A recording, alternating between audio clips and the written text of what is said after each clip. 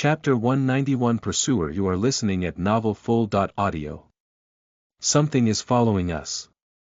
Sonny's frown deepened. Not wasting any time, he moved forward and caught up to Nephi's, Castor, and Effie. The huntress glanced at him and slightly tensed. Did your shadow notice an enemy? The shadow was currently a few hundred meters ahead of the cohort, scouting for any signs of danger. He shook his head. Cassie felt that we are being followed. I'm going to withdraw the shadow and send it back to take a look. Stay vigilant. Effie gave him a nod. Of course, as the pathfinder of the party, she was always vigilant. He was just warning her so that she could adjust her approach. The two of them were well accustomed to working together, so there was no need to waste words. Sonny commanded the shadow to return and fell back to the rear of the party. Once there, he concentrated on the shadows that surrounded them, trying to feel if there was something there that could not be seen. But there was nothing. Ahead of him, the rest of the cohort was silently preparing for the worst. Not wishing to let the unknown pursuer know that they were ready to act, no one summoned their weapons yet. No one had even turned their head. However, Sonny could see from the tension in their muscles that this peacefulness could explode into a storm of movement at any moment. Changing Star and her hunting party did not earn their fearsome reputation by mistake. Finally, the shadow was back. Not letting it rest even for a second, Sonny immediately sent it to observe the streets that they had just left. His perception was split between its vision and his own. The feeling of vulnerability he experienced when the shadow was away heightened. Sonny sighed with grim resignation. The fact that he was at the back of the cohort and, as such, would be attacked first if anything happened did not help one bit. Calm down. You don't even know what is tracking the cohort. A few moments later, the shadow was safely hidden in the darkness of a ruined building, observing the crossroad that one would have to pass to follow them. Sonny continued walking, pretending to not know anything. A few seconds passed in tense silence, then a few more. Where are you? What are you? Depending on the nature of the mysterious pursuer, their response would be different. If it was a nightmare creature, they would either have to fight it or try to throw it off their scent. However, if the creature turned out to be one of the truly horrifying existences that stalked the ancient ruins, then things would get really tricky.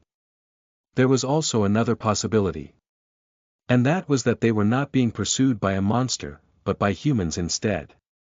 A team of hunters might have been sent by Gunlog to ambush Changing Star and her people. If that was the case, honestly, Sonny didn't know what would happen. However, he was sure of their ability to withstand an attack from the host, even if the enemy held a numerical advantage. The others seemed to share the same thought. After a few minutes passed, the shadow finally noticed movement. Someone was slowly walking in the middle of the street, not even trying to hide their presence. At first, Sonny thought that it was one of the revenants that populated the dark city. The figure, while human in appearance, was strangely crooked, with a dark unadorned cloak hiding its limbs and features.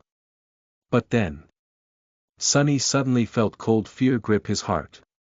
He recognized those glassy, lifeless eyes. The hideous pale face that terrified so many people. Haru's. It was Haru's. The murderous butcher who had torn Jubiai apart with his bare hands, Gunalug's cruel executioner and hidden blade. And a novel walking through the cursed ruins with the same bored expression that he had in the grand hall of the Bright Castle on the day of Jubiai's execution, Haru's was following in their footsteps. Gunlog did not send dozens of hunters to ambush Changing Star. Instead, he sent just one man. Sonny shivered. Damn it. Why am I so afraid of that guy? But he knew why. It was because, deep down, he felt that they were alike. Haru's was the personification of everything that Sonny was afraid to become. Trying to shake off his fear, Sonny walked forward and glanced at Nephi's. Then, he said in a raspy voice. It's that damn hunchback. He's following us. A sudden tension permeated the air. Without having to look, Sunny knew that everyone's faces grew dark. Haru's was a mystery. No one knew what his aspect ability was, let alone his flaw. All that was known about this terrifying man was that he was very powerful, and that not a single victim of his had survived. Neff frowned. Is he alone? Sunny nodded. Yeah. To his right, Castor quietly scoffed. What is Gunlog thinking, sending one man against us 6? However, Neff did not share his disdain. Turning to her left, she glanced at Effie. There was a grim expression on her face. What do you think? The huntress hesitated for a few moments. Then, looking down from her considerable height, she simply said. I think we need to run. Castor scowled. Run. Why? Surely, no matter how strong Haru's is, we can take him down. None of us are weak, either. Even if we can't defeat him one-on-one. Effie shook her head. You don't get it, do you? We can't fight Haru's. No one can. Many people have tried, and they're all dead now. She gritted her teeth. He is a monster in human flesh, Castor. He is insanely powerful. But that's not even the problem. The problem is that no one knows his aspect. All we know is that once Haru's comes for you, you die. She sighed. I've seen many people try to resist once they caught wind that Gunlog is going to send Haru's to get rid of them. Strong people, weak people. Some tried to fight him alone, others recruited fearsome allies. Come the next morning, all of them were dead. No matter how powerful they were or how many of them gathered to give him a fight, no one ever survived. All that was left was blood and corpses. Chapter 192 Lighthouse. You are listening at NovelFull.audio. As somber silence settled among the cohort, Effie grimaced. The weirdest part is, no one has even seen him come and go. Every time Haru's was sent into the outer settlement, we only learned that people were dead in the morning. Doors, locks, and barricades can't seem to stop him either. Once Haru's is ordered to kill you, you just die. It is as though fate itself abandons you. Castor frowned. So are you telling us that we stand no chance? The huntress shook her head. I'm saying that fighting him right now would be stupid. Not unless we learn how he is able to seemingly turn his victims, no matter how many of them there are, completely powerless. With that, she glanced at Nephice, who lingered for a moment and then shook her head. Our friend in the castle doesn't know either. Effie grinned. Ah, so that mysterious friend of yours is not omniscient after all. Well, in that case, my advice stands. We should run. At that moment, Sunny finally spoke up. But, Effie, can we even run away from him? The smile disappeared from her face. Suddenly grim, she hesitated for a while, and then said. I know of a way. But, it's going to be dangerous. Very dangerous. However, I don't know how else to shake him off our trail. So you decide, Princess. Neff was silent for a bit, and then simply nodded. We will face Haru some other day. Right now, reaching the resting place of the first cohort is the priority. The unruly huntress exhales, almost as if relieved. Then, she said. Then follow me. And prepare yourself. After that disturbing discussion, Effie changed their course slightly. Instead of moving straight south, they were now traversing the ancient city heading for its eastern border. Sunny wasn't too familiar with this part of the ruins. During the past few months, he mostly stayed north of the Bright Castle, sometimes venturing northeast. He stayed away from the western areas because they were closer to the Crimson Spire, and had not explored much of the south because it was too far away from his cathedral. The last time he had been here was on the day of the bloody fight against the Spire Messenger. Back then, they were headed for the ruins of the lighthouse that had once stood near the impregnable wall of the Dark City. Not that he had a lot of time to observe the surroundings. Pretty much all of his attention was concentrated on Haru's, who was following them like a hound. He didn't like having to stare at the menacing hunchback at all. "Why don't you go fight some fallen creature and die, bastard?" However, Haru seemed to know the ruins just as well as Effie. He somehow avoided the worst creatures on his path while never losing the scent of Changing Star's cohort. At one point, a lone blood fiend attacked him from the deep shadows of a dilapidated building. Gunlog's executioner simply raised a hand and shattered the skull of the nightmare creature with one lazy punch. He didn't even blink. Big deal. I killed plenty of those, too. P.N.A.N. However, Sunny had to admit that he was deeply unnerved by the power of the murderous hunchback. Maybe because he couldn't get rid of the feeling that by the end of it all, only one of them would remain alive. And he wasn't sure which one. Soon, they were nearing the tall expanse of the city wall. Not too far away, the remnant of a giant tower lay broken on its side, stretching far away into the distance. The buildings that the tower had fallen on thousands of years ago were shattered and turned into dust. The ancient lighthouse might have been proud and magnificent once. Perhaps it had even served as a symbol of the defiant will of the people of the ancient city, burning as a shining beacon in the eternal darkness of the cursed night. But it had fallen a long time ago, just like the people that built it. At least its ruin remained. The ancient inhabitants of the dark city had just vanished, not even leaving bones behind. Sunny sighed. "Where to now?" Effie gestured at the massive ruin. "Inside." They were currently hiding in a collapsed building near the collapsed tower. This area was populated by an especially vile tribe of monsters, and attracting their attention would spell trouble for the entire cohort. "Call your shadow back and keep it close. When we enter the lighthouse, we will have to act quick." Somewhat relieved, Sunny did just that. Not having to look at Haru's anymore was a reason for celebration. Staying low to the ground, the six of them dashed from their hiding spot to the broken lighthouse. Without wasting any time, they found a breach in its wall and climbed inside. Effie summoned her radiant memory, bathing the interior of the ruined tower in light. Due to the fact that it was currently lying on its side, they found themselves in a massive, echoing tunnel. Looking around, Effie found her bearings and led them deeper into the tunnel, extreme tension apparent in her every move. While walking, she began to speak. "Listen to me very carefully and do as I say. Once we're inside, don't separate from the group. Stay together and keep your weapons at hand. The place we're going to is full of nightmare creatures. They're not too strong, but they're special." She bit her lip. "Don't even try to kill them. Just defend yourself and keep moving. If you stop, you'll most probably die. Same thing if you slow down and get yourself surrounded. But if we can preserve our formation, we might survive. I hope." "You hope? What do you mean, you hope?" Before Sunny could voice his outrage, they reached their destination. Right in front of him, the floor of the tunnel was broken, forming a narrow crevice. It was filled with darkness, leading deep down into the ground, and then deeper still.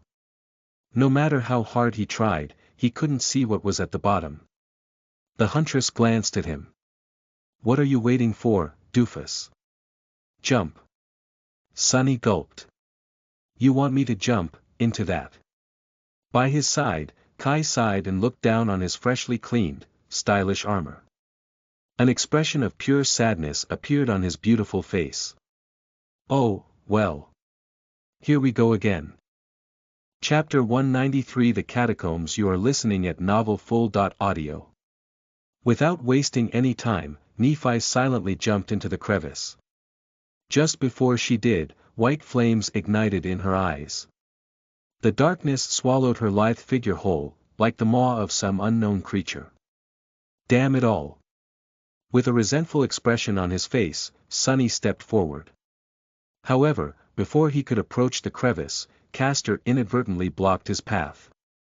A moment later, the proud legacy was gone, too. Sunny lingered for a moment and then looked back. He wanted to check if Cassie needed help going down, but he didn't have to worry. Kai was already gently holding her in his arms. The charming archer softly rose into the air, hovered there for a second, and then glided into the darkness. Sunny blinked a couple of times and shook his head. Show off. Effie soon followed the rest of the party, taking her radiant memory with her. Left alone in the darkness, Sunny shivered, wrapped himself in the shadow, and jumped down. He fell for a few seconds and then landed on hard stone, the impact sending a painful tremor through his bones. Standing up, Sunny found himself in a narrow tunnel. Its walls were made out of weathered stone, clearly put there by human hands. The rest of the cohort was already there, preparing for battle. Nephis had summoned her silver longsword. Because the tunnel was not wide enough to freely use it, she was holding it with both hands. One armored gauntlet rested on the hilt, while the other was on the blade itself, halfway to its tip. Castor was wielding a sword, too. However, his was a graceful jian with beautiful patterns etched on its blade, with a triangular guard carved out of green jade. Sunny didn't know what was the tier of that memory, but he knew that it was extremely powerful. He had seen it cut through flesh, bone, and steel alike. Currently, the jian was emanating a ghostly green light. Effie had summoned her large round shield, but chose to leave the ancient bronze spear in the Soul Sea. While she was skilled enough to make use of it even in this narrow space, the shield would be much more formidable, especially considering her Herculean strength. Kai looked rather gloomy.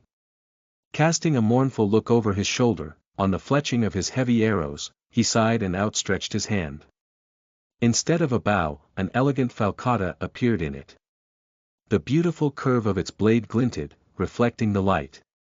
The last one to draw her weapon was Cassie. Unexpectedly, she unsheathed a slender rapier from the scabbard that was attached to her belt, and let go of it. To Sunny's surprise, the rapier did not fall to the ground, but rather stayed floating in the air, as if attached to the blind girl by an invisible string. Then it rotated slightly and hovered in front of her, with its tip pointing straight at Sunny. Panda novel, what? Cassie smiled and turned her head to him. Ah, please forgive quiet dancer. She is shy around strangers. Sunny scratched the back of his head. Sensing his confusion, Cassie explained. Dancer is an echo and a partner of mine. We work well together. As if answering her words, the rapier suddenly circled around the blind girl and returned to her previous position. It was still pointing at Sunny in a rather unfriendly way, though. All right. Interrupting their conversation, Effie called out to him. Hey, Sunny. Now would be the perfect time to invite your girlfriend to join us. The rest of the cohort stared at them with confused expressions. Sunny gritted his teeth. How many times do I have to tell you, she's not my girlfriend? Noticing the weird stares that people were giving him, he sighed. Effie. Tell them. The huntress did not even continue to tease him. Just this fact alone told Sunny how dire their situation really was. Sunny also has an echo, and a powerful one at that. Go on, summon her. He did, and a moment later, the stone saint stepped into the tunnel out of his shadow. Her ruby eyes were burning with crimson flames from behind the visor of the helmet. The taciturn monster briefly glanced at the people gathered around it, and then indifferently turned away to peer into the darkness. Just like that, their group of 6 had turned into a group of 8, well, if a moody flying rapier could be counted to be a member. Suddenly, a distant noise made everyone freeze for a moment. With a dark expression, Effie looked in the direction it came from and sighed. Right. We've wasted enough time already. Follow me, and be ready. With that, she took a step forward and headed deeper into the tunnel. Sunny followed, commanding the stone saint to stay close to Kai and Cassie. After a while, something crunched under his foot. Looking down, he saw a bone. A human bone. What is this place?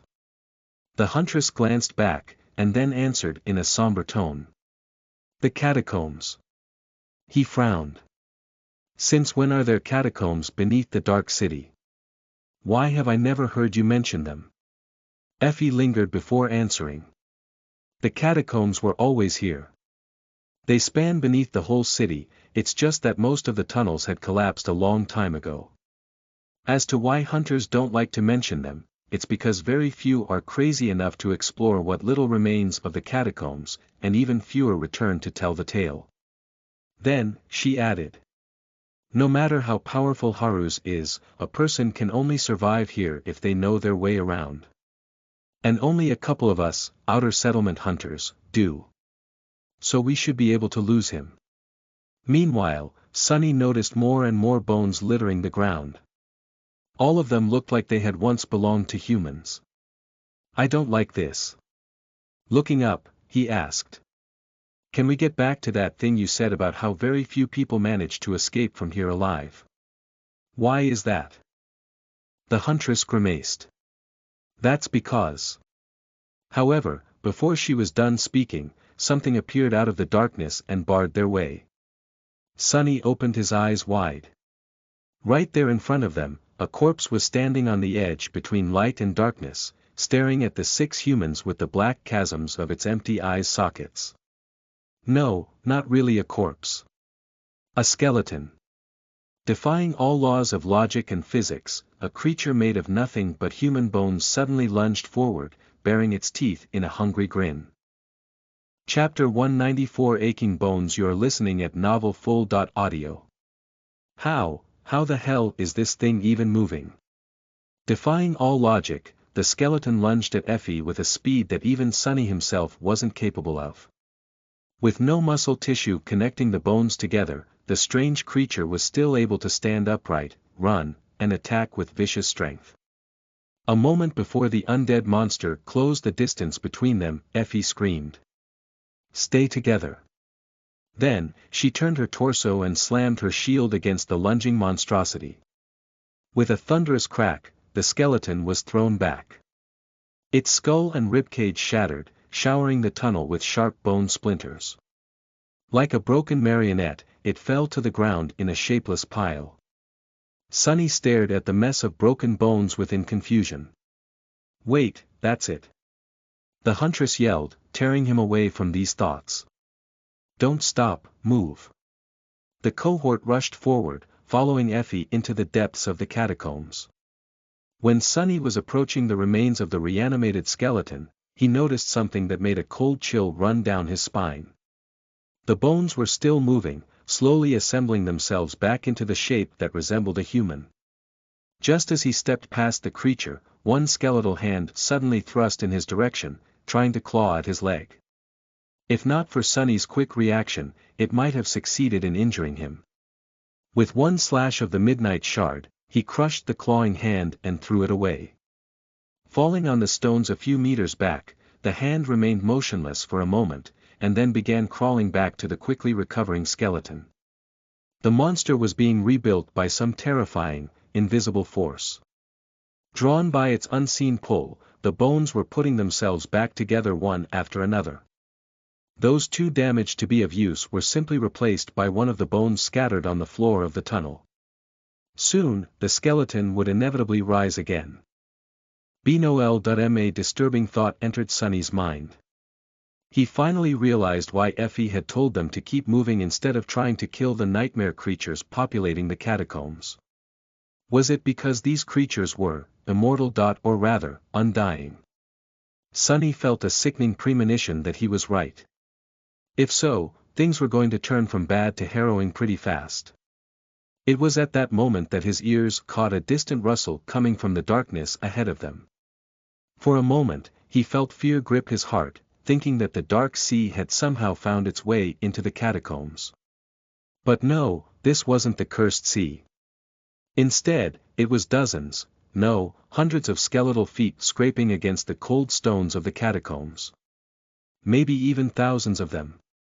The hordes of undead monsters populating the catacombs were coming to rip the 6 humans apart. With a grimace of dark resentment on his face, Sunny gripped the midnight shard tighter and hurried after the other members of the cohort. Come and get it, bastards. Pretty soon, the undead creatures were upon them. First in ones and pairs, then in small groups, the bloodthirsty skeletons assaulted them in a constant stream. Appearing from the darkness of the catacombs, they lunged at the cohort in a whirlwind of bony claws and teeth, each bearing the same eerie skeletal grin. Effie and Nephis, who were at the front of the group, faced the brunt of the attacks. The huntress exerted her inhuman strength, bulldozing through the skeletons like an incarnation of ancient fury. Her round shield acted as a wrecking ball, shattering the undead monsters left and right. Nephis fought with the elegant fluidity of water, but also with the crushing force of a devastating flood. She was holding the long sword by the blade, using its crossguard and pommel as an improvised mace. With white flames dancing in her eyes, she moved from one skeleton to another, skillfully deflecting their blows and crushing one skull after another. If anything got past them, Castor was there to deliver the finishing blow. His sword shone with a ghostly green light, slicing through bones as if without meeting any resistance. The proud legacy fought with graceful precision, always managing to immobilize the enemy with just one clean strike. The skeletons fell to his sword before even having a chance to retaliate. The three powerhouses made paving the path through the horde of monsters seem almost easy. However, Sunny knew that it was anything but. Each skeleton was stronger and faster than a human could ever be. It took incredible skill, resolve, and coordination to cut through their ranks without slowing down even for a second. Soon, he was forced to taste the true menace of these undead abominations for himself. Sunny, Cassie, and Kai were relatively safe at first, but with each passing minute, their situation worsened. The catacombs were a real maze. More and more often, the tunnels they were taking began to open into complicated crossroads and connect with other branching paths. When that happened, undead creatures could lunge at the cohort from the side, bypassing the impenetrable barrier of Changing Star and her two champions. More than that, as the number of skeletons destroyed by them increased and several minutes passed, the abominable monsters began rising back from the ground and dashing in pursuit of the party, soon attacking it from the rear. Eventually, the cohort was constantly assaulted from all sides. When Sunny first had to raise his sword to repel a straggler that lunged at him from the side tunnel, he acted with calm precision engraved into him by countless hours of practice. Slashing with the midnight shard, he cleanly beheaded the undead creature. Augmented by the shadow, his Tachi managed to cut through solid bone without that much effort. Sunny knew that losing its head won't kill the skeleton, so he instantly shifted his balance and kicked the monster in the chest, throwing it back. Although he expected that this would happen, the lack of the familiar voice whispering into his ear still unnerved him. Usually, he would have heard the announcement of the kill already. But these abominations were immortal, so the spell remained silent. Lamenting the fact that he would not be getting any shadow fragments today, Sunny moved away from the decapitated skeleton and sighed. Well, at least this isn't as bad as I thought it would be. But just a few minutes later, he bitterly regretted thinking those words aloud. Chapter 195 Rolling Battle. You are listening at NovelFull.audio. Once the cohort was surrounded from every side, Sunny, Cassie and Kai had to join the battle in earnest. Sunny wasn't too worried for the blind girl and the archer because they were protected by both the stone saint and the quiet dancer. His shadow was possibly the worst enemy the bloodthirsty skeletons could face. Moving with the cold precision of an emotionless battle machine, she used both her sword and shield to deflect and destroy any enemy that dared to approach them from the sides. The graceful and devastating dance she was performing was a true sight to behold. The quiet dancer zipped through the air, supporting the shadow and covering any lapse left in the barrier of steel created by her. If something got past the two of them, Kai was there, using the curved blade of his falcata to crush the undead monsters, almost as if felling them with an axe. He was holding hands with Cassie, guiding the blind girl through the dark maze of the catacombs. However, it seemed as though her ability to orient herself in space had seen a considerable improvement in the past 3 months, perhaps due to the connection she shared with the flying rapier. She was now able to move quickly without using her wooden staff for support, at least. Looking at the two of them, Sunny grew somewhat sullen. Both Kai and Cassie were incredibly beautiful people. Holding hands and surrounded by nothing but darkness and monsters, with the charming young man gripping an elegant sword, they looked like an image from a book cover. They looked perfect together. Sunny, on the other hand. Well, at least he had his shadow to keep him company. And the ordinary rock. However, he didn't have a lot of time to wallow in self-pity. Because his was the second most important role in this furious moving battle. Holding the rear of the cohort all by himself. Let me show you what I'm capable of. As more and more skeletons rose from the ground and attacked the party from behind, Sunny had to really exert himself. At first, he only had to fight one undead monster at a time. Despite their tremendous speed and strength, the skeletal creatures were not that hard to defeat. They seemed almost mindless, always attacking in the most straightforward way possible. Of course, a less prepared person would have been torn apart by these fierce creatures a long time ago. But Sunny was not the same weak and inexperienced kid he had been 7 months ago. The harrowing trials of the Forgotten Shore, as well as his tenacious will and grim resolve, had turned him into a fearsome creature, too. In fact, in terms of pure viciousness, the skeletons had nothing on him at all. Wrapping the midnight shard into the shadow to slice through the tough bones of the undead monsters easier, Sunny employed every bit of battle prowess he had learned from his practice with the Stone Saint to destroy his enemies. Seamlessly weaving the firm and unassailable movements that he had learned from the taciturn stone creature into the flowing style taught to him by Nephice, he made short work of one skeleton after another. His blade sliced, slashed, and pierced through monster after monster, sending broken bones flying and cluttering to the ground. Of course, maintaining this state without falling behind the cohort was not easy. Sunny had never practiced fighting while on the run, especially not while moving backward. However, remembering Effie's words, he knew that being separated from the group and surrounded meant death, and thus made sure to never get too far away from his companions. At first, the situation was if not easy, then at least within the scope of his capability. Sunny even thought that this was an excellent opportunity to put everything that he had learned in the past week to practice. Despite the fact that this battle was completely different from the way he had hunted monsters before, he was doing fine. Back on the streets of the Dark City, he hunted at night, always attacking the enemy from the shadows and aiming to finish the fight with one strike. The initiative was on his side, and so he was the one dictating the flow of the combat. However, right now, things were completely reversed.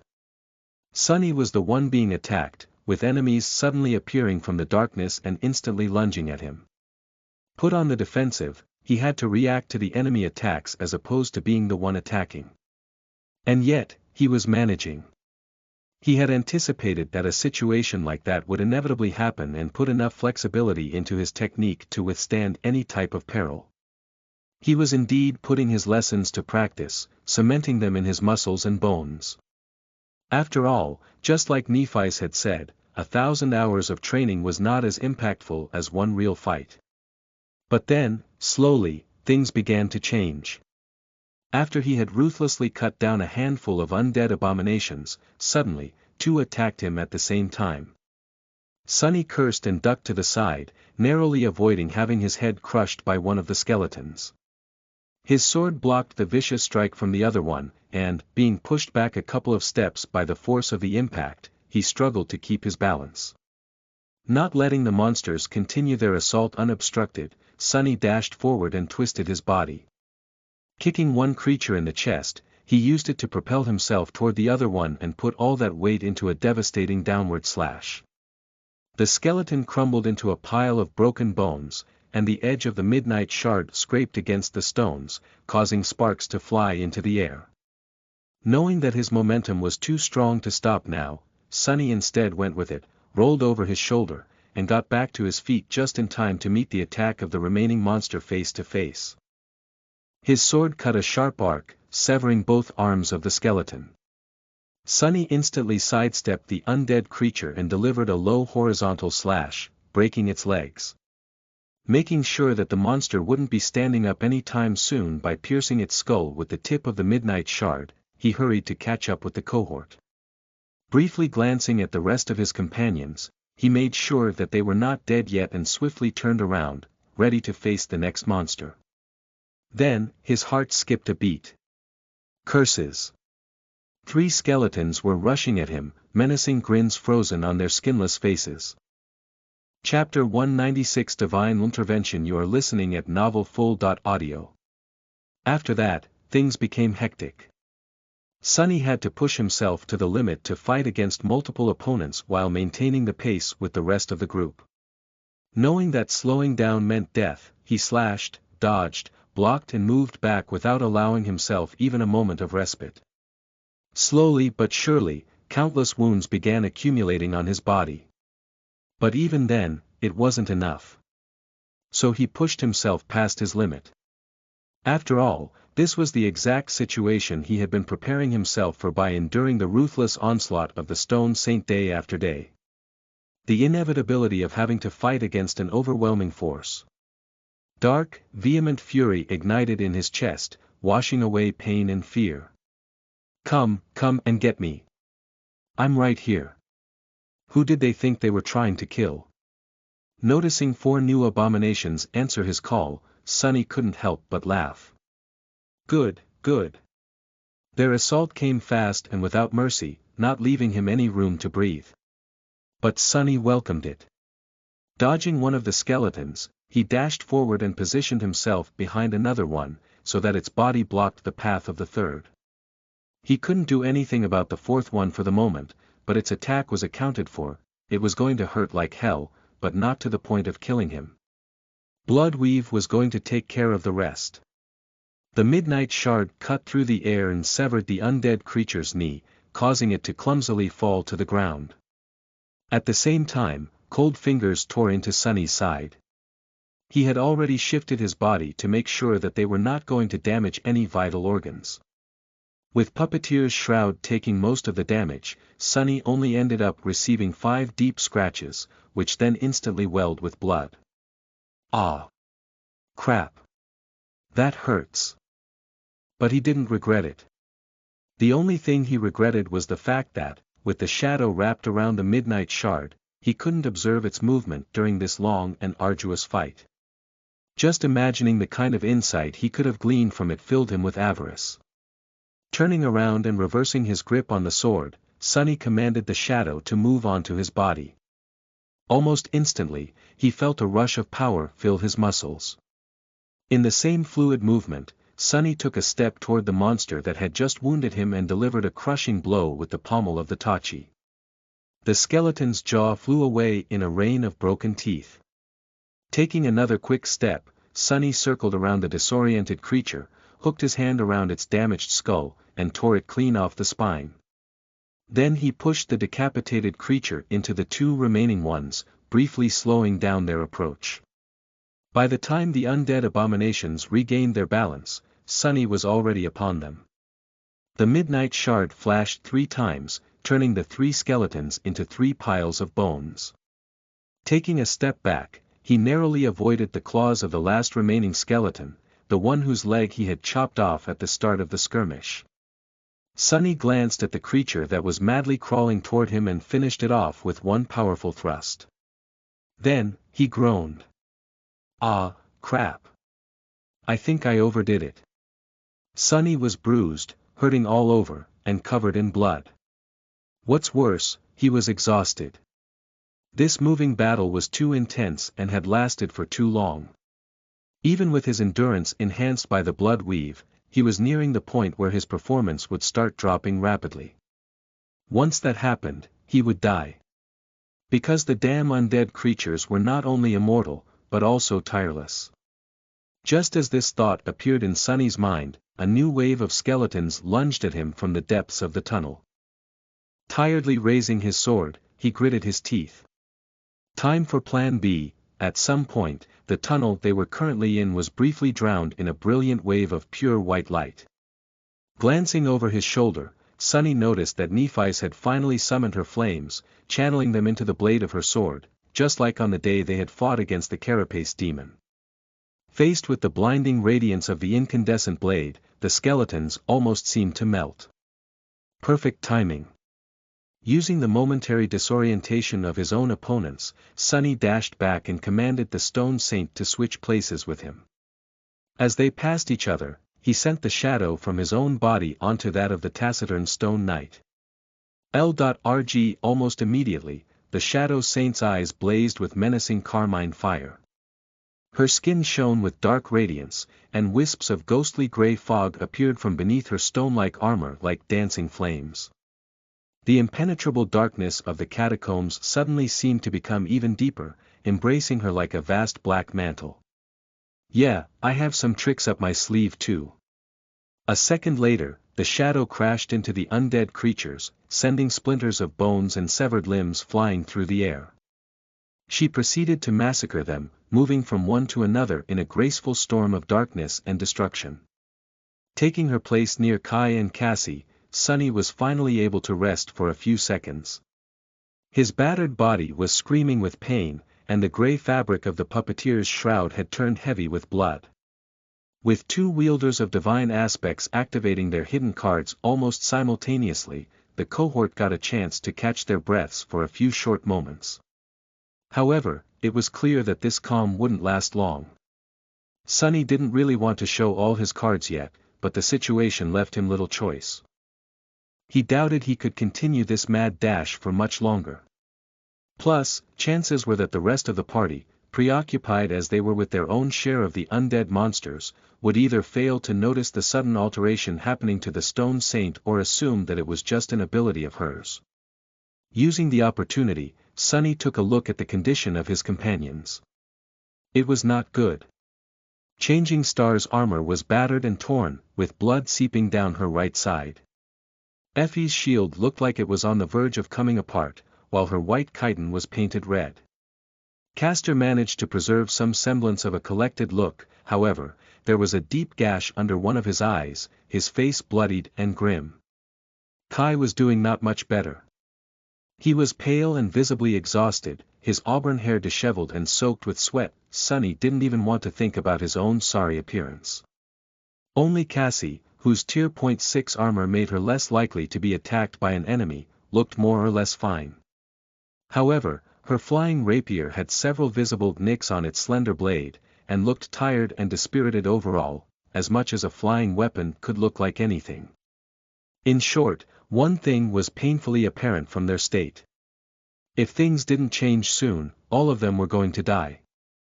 Skillfully using his sword to cut down a skeleton that had suddenly lunged at him from a side passage, Sunny strained his lungs and shouted. "Hey! Effie! How far are we from the exit from this damned place? When is this going to end?" Swatting away an undead monster of her own, the huntress briefly glanced back and grinned. "What do you mean, end? What does she mean? What do I mean? Isn't it obvious?" Turning back to concentrate on the horde of enemies in front of them, Effie yelled. "What end? This was just a warm-up." Chapter 197 Ultimate Test. You are listening at NovelFull.audio. Sunny cursed and prepared himself for the worst. A few moments later, the short respite they had gotten was over. With a sound that reminded him of rushing water, a terrifying wave of undead monsters crashed into their formation, threatening to break it apart. Effie braced for the impact and withstood the furious onslaught, somehow managing to split the wave in two. From one side, changing Star dove into the torrent of skeletal wraiths, her incandescent sword cutting through them like a ray of pure sunlight piercing the darkness. From the other, Castor's enchanted blade was doing the same. The scion of the Hanley clan moved with astonishing speed, turning into a blurry whirlwind of ghostly green steel. Everything that touched it turned to dust. Sunny glanced at Kai and said in a hoarse voice. "Prepare yourself." In the next moment, the wave of monsters was upon them. Left without the comforting protection of his shadow, Sunny could only rely on his own ability, cunning, and technique. Dashing forward, he clashed with the first skeleton. His sword flashed through the air with lightning speed, and a headless corpse instantly fell to his feet, blindly clawing at the stones in front of it. Sunny had never fought like this. From the first day on the Forgotten Shore, he always had something helping him resist the horrors of the dream realm, be it his shadow, cover of darkness, changing star, or the stone saint. Now, he had to face the torrent of nightmare creature with nothing but his own frail human body. And resolve. This was the ultimate test of pure skill.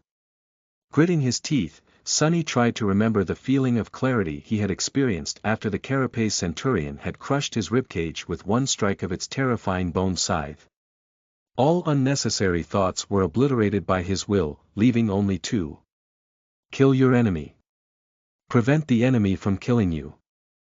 Using this clarity, he entered the state of flow. His perception expanded, absorbing every detail and aspect of what was happening in the dark tunnel.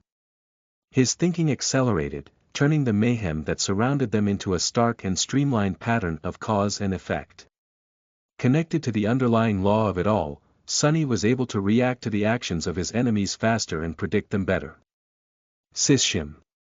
With a hissing sound, the midnight shard cut the air and slashed the next monster across the chest, splitting the skeleton diagonally in two. Without paying the defeated creature any attention, Sunny instantly lunged at the next one. His movements were fluid and unpredictable, but also grounded and firm. Every strike, every step was calculated and efficient, focused on delivering the maximum amount of damage while preserving as much of his strength as possible. It was a perfect combination of the two seemingly contradictory battle styles that he had learned. Just like that, Sunny danced between the countless undead monsters, his sword cutting one after another down. The midnight shard wasn't unimaginably sharp like Castor's Jian, nor filled with annihilating white flame like Nef's radiant longsword. However, it refused to give in and remained unbroken. No matter how many tough bones the Tachi cut, not a single dent appeared on its blade. With blood streaming down his body and sweat biting his eyes, his muscles on the verge of breaking apart and his lungs desperately burning for air, Sunny somehow kept up this mad tempo and fought. At some point, he heard a furious roar from somewhere ahead and briefly looked up, noticing that Effie had dismissed her battered round shield and finally summoned the beautiful bronze spear. With it in her hands, the huntress became even more deadly. Multiple skeletons burst into a shower of broken bones, cut apart by a wide arc of the ancient weapon. However, at the same time, more and more wounds started accumulating on Effie's body. Despite everything, things weren't going well for the cohort. Or at least, it seemed that way for a while. At some point, however, Sunny noticed that the number of skeletons attacking the cohort from the front had begun to diminish. Pretty soon, Nephice, Effie and Castor were getting a few moments to catch their breaths from time to time. The pressure on himself had also lessened. Ada Ol the Stone Saint, on the other hand, had to hold off an ever-increasing number of undead creatures attacking the party from the rear. When the balance of the rolling battle noticeably shifted, Changing Star gave a command to change the formation of the cohort. She quickly dashed back to reinforce the taciturn shadow, while Sunny moved forward to support Castor and Effie at the head of the group. Once he got there, the huntress gave him a tired smile. "Hey, doofus. You look like shit." Sunny glanced down and had to agree with her. With his armor torn in a dozen places and soaked through and through with blood, he looked pretty much exactly as dead as the nightmare creatures they were fighting. However, Effie's state wasn't any better. He smiled crookedly. "Thanks. You're quite a looker yourself, you know." The huntress scoffed and then turned away to face another of the undead abominations.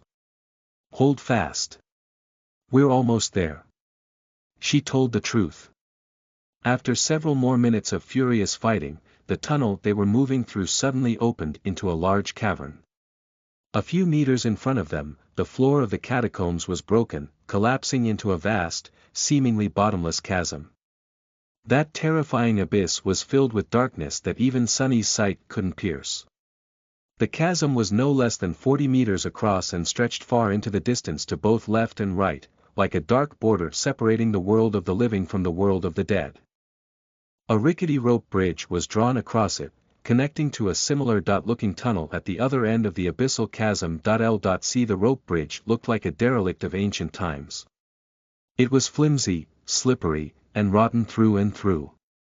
She doesn't expect us to actually use it, does she? It's so obvious that this thing will collapse as soon as we step on it. Has she not seen any Sejuk? Even if others somehow survive, there's no chance that I, with that damn, fated, attribute, will make it to the other end. Sunny turned to Effie and scowled, really hoping to be surprised by her answer. So, what now? The huntress looked at him in confusion. What else? We crossed the bridge.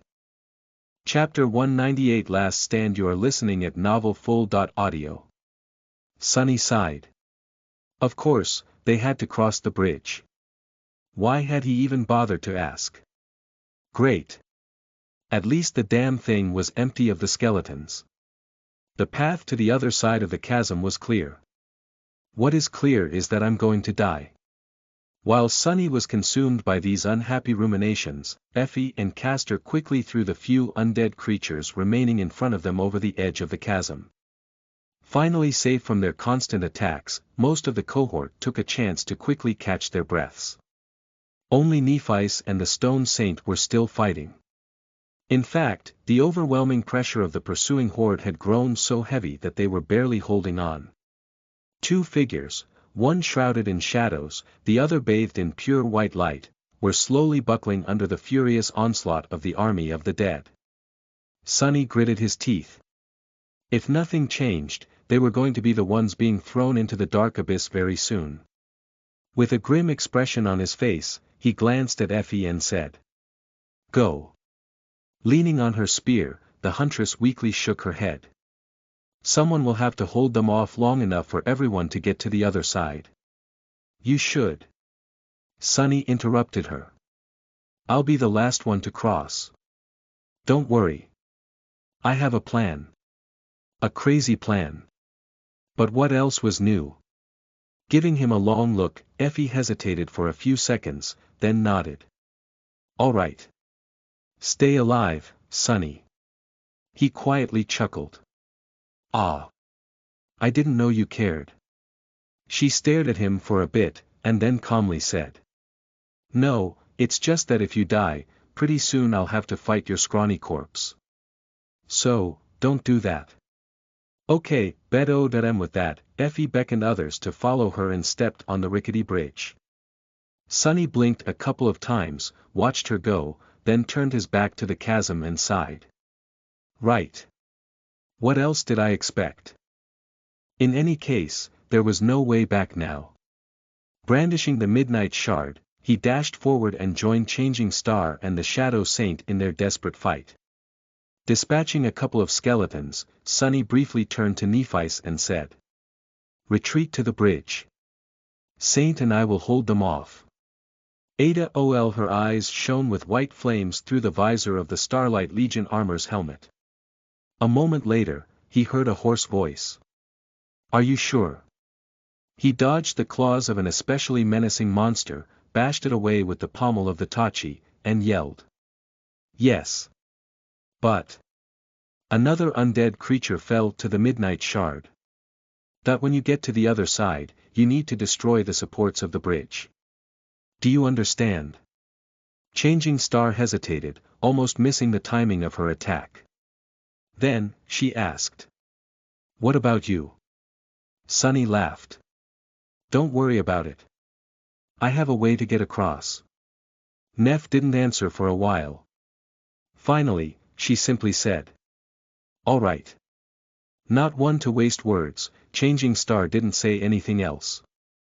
When the opportunity presented itself, she silently retreated, letting Sunny take her place. Now, for the hardest part. With Nephice gone, all the monsters of the catacombs descended upon the Stone Saint and him.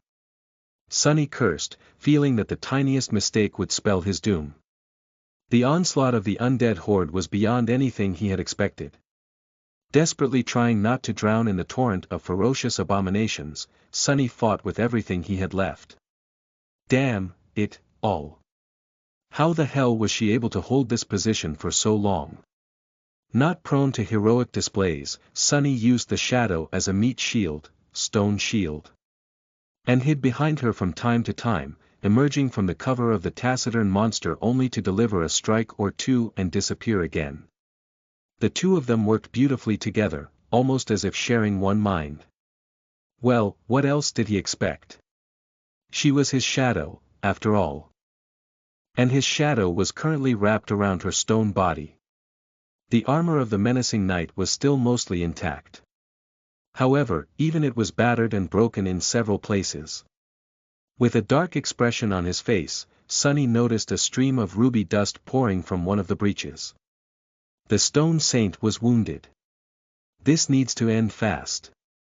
Feeling his own endurance running out, Sunny wanted nothing more than to fall to the ground and rest, even if it meant dying. But instead, he doubled the intensity of his attacks. There was no need to hold anything back and preserve his strength anymore. He just had to last for a bit more, a dozen seconds, at most. But even a dozen seconds seemed like an impossible dream. Impossible, he knew someone who was in the habit of making impossible things happen. With a furious growl, Sunny cut another skeleton apart, received a glancing blow to his already wounded side, and stumbled back. The shadow appeared in front of him, enduring a rain of attacks with the help of her already battered shield. Her feet slid on the stones, but the taciturn knight stubbornly held. Goddamn. When? This chapter is updated by FREEWEBNOVELCOM, as if answering his silent cry, and loud rattle followed by a thunderous boom informed him that the bridge had been brought down. Now, there was nothing connecting the two sides of the terrifying chasm. Sunny was left alone against the horde of immortal monsters, with no way to retreat. Finally, turning his back to the undead creatures, Sunny peered into the darkness. Seeing the cohort waiting for him on the other side of the dark abyss, he lingered for a moment, sighed, and ran to its edge. The shadow slipped from the body of the stone saint and wrapped itself around his own. Suddenly weakened, the taciturn monster held the entire horde back by herself for a split second, and then dissolved into darkness, returning to the tranquil expanse of the Soul Sea. With no obstacles to slow them down anymore, the flood of skeletons lunged forward. They were just a meter or two behind Sunny, stretching their deadly claws to tear him apart. Too close. Approaching the abyssal chasm, Sunny briefly glanced into the impenetrable darkness that filled it, and, without pausing even for a second, jumped off the edge. Chapter 199 Cliffhanger. You are listening at NovelFull.audio. Crap. Jumping into the bottomless dark abyss, Sunny briefly regretted every decision he had ever made in his life. How did he end up in this situation? Where did he go wrong? However, there was no time for self-reflection. He wasn't ready to see his whole life flash before his eyes yet. There were more pressing matters. Before the momentum of his jump waned, Sunny summoned the Prowling Thorn. By the time the triangular dagger materialized in his hand, he was already beginning to fall. Not wasting any time, Sunny threw it with as much power as he could while simultaneously sending the shadow from his hand onto the blade of the kunai. The throwing dagger flashed in the darkness of the underground cavern, streaked the wide chasm, and embedded itself into the hard rock on the other side of it. Because of the enhancement of the shadow, it got deeply lodged in the stone. Yes, the speed was too fast, and with a swoosh, Wang Xian was pulled into the whirlpool, like a little crucian carp that had been hooked and was violently pulled out of the water. A moment later, the invisible string connecting the Prowling Thorn to Sunny's wrist drew tight. Instantly, his hand was violently jerked forward. Holding on for his dear life, Sunny swung through the darkness with incredible speed. Behind him, dozens of skeletons plummeted into the chasm, with more being pushed down with each second. However, he was already far away. Ha! Bite it, you bastards! A couple of seconds later, all humor was smashed out of him by the hard impact against the opposite wall of the crevice. Sunny tried to soften the blow a little, but it still hurt like crazy. His bones groaned, on the verge of breaking apart. A couple of them probably did. Sunny blacked out for a moment or two. When he came back to his senses, his wrist was in agony, with the invisible string of the prowling thorn slowly cutting deep into its skin. Hissing, Sunny gripped the thin string with his other hand and relieved a part of the pressure. Then, he looked up. If you dare to fish against him like this, no matter if it's a strange thing on a mobile phone or that ferocious giant fish, you'll have to pay the price. 10 or so meters above him, 5 pale faces hovered above the edge of the cliff. On them were written expressions of horror, shock, and astonishment. Oh. Right. I guess they don't know about this memory of mine. To the cohort, his desperate trick must have looked like simple suicide. From the perspective of people who didn't know about the secret enchantment of the prowling thorn, Sunny just took a running start and jumped into the abyss, only to disappear into its darkness without a trace. And it was as though he had chosen to sacrifice his life to give the others a chance to escape. Like some sort of a stupid hero would. Do they even know me? Like I'd ever do something like that. Swinging on the invisible string, Sunny strained his aching chest and yelled. Hey, idiots! I'm down here. A fizzy is mocking him. Slowly, 4 of the 5 faces turned to look straight down. Their expressions were rather comical. Cassie simply tilted her head, but her expression was priceless as well. Grinning, Sunny began to climb up. Since the string of the prowling thorn could change its length at will, he commanded it to shorten and rode comfortably all the way up, stepping lightly on the vertical wall of the chasm from time to time to make the process faster. Soon, he climbed over the edge of the cliff and sprawled on the cold ground, breathing heavily. The rest of the cohort just stared at him. What? Then, it was noisy and motionless. Instead of reviving here, it chose to disguise it. Effie was the first to speak. Glad you're alive, Sunny. But also, what the hell? How did you do that? He simply threw her the kunai. Once the huntress bent down to pick it up, Sunny pulled on the invisible string and made the dagger fly back into his hand. Oh, that. That was a piece of cake. Nothing that a knife and a piece of string can't solve. More or less. He decided to omit the fact that he had almost soiled his pants in the few short moments between jumping off the edge of the chasm and successfully embedding the prowling thorn into the rocks on the other side of it. Effie blinked a couple of times, then slowly straightened herself up. Cool memory. Where did you get it? If one's piece of sword energy can't solve the problem, then take a few more pieces. Wang Xian is going to kill it. Sunny dismissed the kunai and tiredly waved his hand. You know those porcupine monsters back in the city? I got it off one of those. With that, the others left him alone. They were all hurt and dead tired, too. Everyone needed to rest and patch up their wounds. Nephice made a move to try and heal them, but was stopped by Effie. The huntress darkly shook her head. Not yet. There's one last hurdle to overcome. We'll need you to be at the top of your game. Changing Star glanced at her, lingered for a few moments, but then sat back down. Out here, the word of the Pathfinder was the law. If Effie said that Nephice needed to save her strength, then she had to obey. Sunny was too exhausted to care. He knew that he was not going to bleed out thanks to the blood weave, and that was enough for now. He just wanted to rest. Some time later, he heard a shuffling sound and looked up to see Kai sitting down near him. The charming archer looked way too pretty and put together for a person who had just lived through the same mayhem as them, but Sunny was starting to suspect that this infuriating trait was just something he would have to come to terms with. Maybe Kai had some weird attribute that made him look good no matter the circumstance. Looking at the beautiful young man, Sunny sighed and said, Hey, Knight. How are you doing? Kai scratched the back of his head and answered.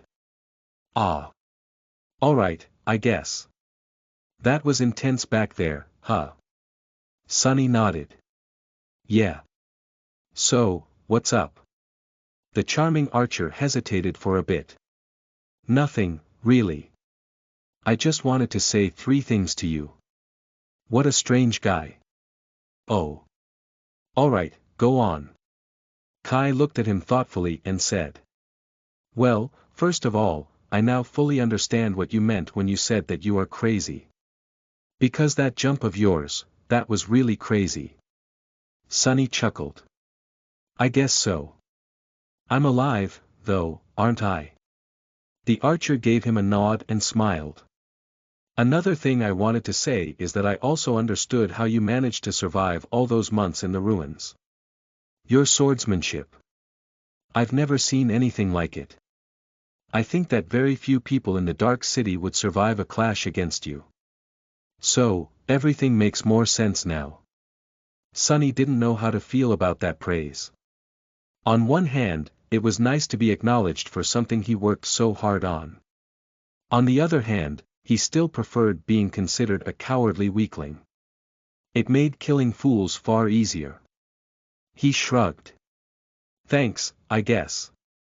What is the third thing? Kai was silent for a long time, as though trying to find the right words. Finally, he shook his head and cautiously said. Right. About that jump of yours, you do remember that I can fly, right? So I could have carried you over the chasm, no problem. So, why did you do it? Sonny stared at him silently for a while, an inexorable expression on his face. Goddamn. To be honest, in the chaos of it all, he did forget about this crucial detail. After a long stretch of awkward silence, Sonny opened his mouth and said in a flat tone. Oh, you know. It just seemed like a good idea at the moment. Kai blinked and gave him a strange look. A good idea, bedowed him. Sonny cleared his throat, then glared at the charming young man. It worked, didn't it? So, let's not talk about it again. Ever. Okay. Chapter 200 Descent. You are listening at novelfull.audio. After a while, Sonny regained enough of his senses to warily look around. The tunnel they were currently in was somewhat different from those they had traversed while fighting the horde of undead monsters. It looked more weathered and decrepit, with its walls and floors smoothed and uneven, as though eroded by something over the course of countless years. What's worse, it was wet. With a cold shiver, Sonny realized that they were surrounded by puddles of black water.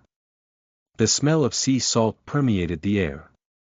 Looking up, he found the tall figure of the boisterous huntress and asked in a raspy voice. Where are we? The speed was too fast, and with a swoosh, Wang Xian was pulled into the whirlpool, like a little crucian carp that had been hooked and was violently pulled out of the water. Effie glanced at him and gestured up. 100 meters or so below the surface, pretty much exactly under the city wall. He stared at her blankly, slowly comprehending the meaning of these words. The huntress gave him a nod. Yeah, you guessed correctly. Come night, this place is going to be full of seawater. That chasm behind us is what prevents the catacombs from being flooded by the dark sea. She sighed tiredly. If you dare to fish against him like this, no matter if it's a strange thing on a mobile phone or that ferocious giant fish, you'll have to pay the price. So, unless we want to drown or be eaten by some depth dweller, we need to get out of here as soon as possible. Sonny closed his eyes, imagining a roaring torrent of black water erupting from the mouths of countless tunnels and falling into the abyssal chasm like waterfalls made of pure darkness. Yeah, if they were still underground when that happened, sea monsters would be the least of their problems. The sea itself would kill them. Luckily, the day was still young. Effie's words served as a signal. A few moments later, Nephice rose to her feet and glanced at the members of the cohort. Her pale face was calm and composed. A fizzy is mocking him. Time to go. Gather your strength. With sighs and groans of pain, everyone stood up. Sonny was the last one to follow suit. Ouch, that hurts. I'm really starting to wonder if fighting Harus was a better choice. But no, it wasn't. Terrible as it might have been, the battle with the skeletons was at least predictable. The damned hunchback, on the other hand, was a complete unknown. There was nothing worse than facing an enemy that you knew nothing about. Then, it was noiseless and motionless. Instead of reviving here, it chose to disguise it. As the cohort headed deeper into the tunnel, Sonny caught up with Effie and asked with a hint of idle curiosity in his voice. By the way, how do you even know your way around the catacombs? It wasn't like she could have leisurely explored these deadly tunnels alone. The huntress gave him a dubious look and shrugged. This knowledge is sort of passed down between the outer settlement hunters. I've been here a couple of times before, trying to escape from especially terrible nightmare creatures. Although, to be honest, I only descended this deep into the catacombs once. If one's piece of sword energy can't solve the problem, then take a few more pieces. Wang Xian is going to kill it. Effie shivered. I was new in the Dark City at that time. Back then, the strongest hunter in the outer settlement sort of took me under her wing. We went down here with an entire party. Sonny scratched the back of his head and grimaced when his battered body protested against the sudden movement. Yeah. That party must have been very strong, to return from this place alive. The huntress glanced at him and smiled darkly. Who said anything about returning alive? Actually, they all died. I was the only one to survive. Sonny stared at her for a long time, and then asked. If they all died, then why the hell did you bring us here? Effie shrugged. Because no matter how strong that party was, they weren't even close to this one. Do you even realize how powerful the 6 of us are, all put together? God damn. I wouldn't want to be our enemy. Then, she hesitated for a few moments and added. This chapter is updated by https://freewebnovel.com, plus, this time, I know what we're going to face. We'll get out of here in one piece, trust me. Sonny wasn't a particularly trusting person, but at this point, he didn't really have a choice. Leaving the tall huntress alone, he walked in silence for a while. The tunnels were now strongly angled down. With each minute, the cohort was descending deeper and deeper underground. Slowly, his curiosity awakened. Now that the harrowing battle against the army of the dead was behind them, Sonny began to wonder about something peculiar. Where exactly did all those human skeletons come from? There were hundreds, if not thousands of them down here in the catacombs. Even if every hunter that had ever lived in the outer settlement died in these tunnels, their number wouldn't account for that much. Not to mention that people who perished in the Dark City tended to end up eaten by some terrible monster, their bones pulverized into dust by its teeth. His pointless pondering was interrupted by Effie, who suddenly gestured for the cohort to stop. After discussing something with Nephice, she gave her a nod and turned to the rest of them. Listen up. We're close to the central chamber of this maze. The exit to the surface is right ahead. However, getting to it won't be easy. The tall huntress hesitated, and then said. If we want to make it outside, we will have to act fast. There's a big fat bastard of a nightmare creature that lives in that chamber. However, it takes time for it to fully wake up. So, don't stop to look at it, don't panic, don't lose your cool. It might look scary, but if you follow Neph and do what she tells you to do, you should be alright. And she waited for a bit to make sure that everyone understood her meaning, and then grinned. Alright. If everyone is ready, let's go meet the Lord of the Dead. Wah! Lord of the Dead. Not liking the sound of this name one bit, Sonny summoned the Midnight Shard and reluctantly followed after Effie. Soon, they entered a giant underground chamber.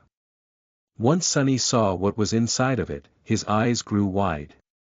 He finally understood where all those skeletal wraiths came from. He also understood where the inhabitants of the ancient city had disappeared to. They were all here.